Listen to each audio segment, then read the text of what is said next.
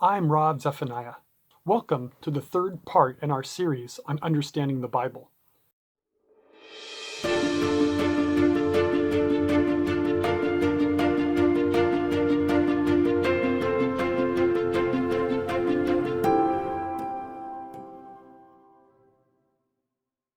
In the first segment, we mentioned 4 ancient methods of approaching the text to receive revelation from God.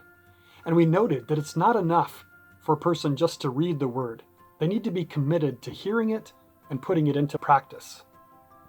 In the second segment, we acknowledged the need to pray and ask God for wisdom before reading the scriptures.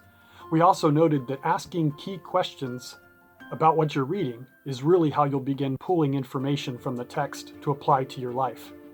You want your life to connect with God and be transformed. And this only happens when you allow the text to speak to specific areas in your life. We also noted a couple different free phone apps that you can use to help in your studies. In this third segment, I'd like to first address where you should start reading in the Bible. Many people encourage a person to start in the middle or toward the end of the Bible. That's not normally how you should read a book. In fact, you won't really know the whole characters and what the plot is if you start in the middle or towards the end of the book. It could be confusing. And though the Bible's not an ordinary book, the same thing still applies.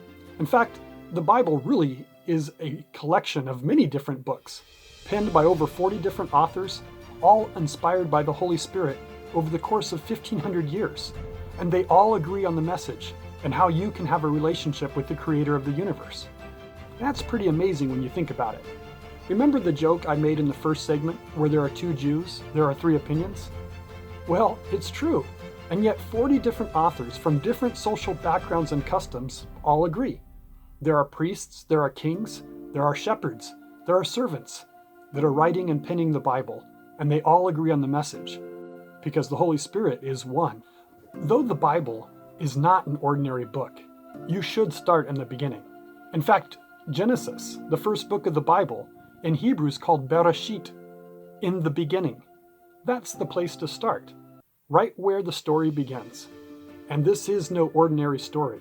It's a story that develops and lays out significant problems in the opening chapters, and then proceeds to address how many of those problems can be overcome. Ultimately, the Bible is about how to live life well, both now and forever. So, read through the Bible from cover to cover, just like you would any other book. If you can only allow 5 minutes to read, we'll take the 5 minutes. If you can read longer, do so. Again, it's really not about how much you read in one sitting. It's more about connecting with God and hearing what He has to say to you. Remember to ask those questions. Sometimes I get a message from God after just the first few minutes. Other times it takes a bit longer. Still, I believe God is still speaking today. And the best way that you can hear His voice and understand His will for your life is to read the scriptures. It's a sure foundation. His will for your life is already presented in the Bible. You don't have to climb up to the top of a mountain or go to the depths of the sea. His word has been delivered to us. It's near to us. In fact, it can be in our mouth and in our hearts. As Deuteronomy 30 notes, it's not in heaven that you should say, "Who will go up to heaven for us and make us hear it that we could do it?" Nor is it beyond the sea that you should say, "Who will cross the sea for us to make us hear it that we should do it?" But the word is very near you. It's in your mouth and it's in your heart that you may observe it.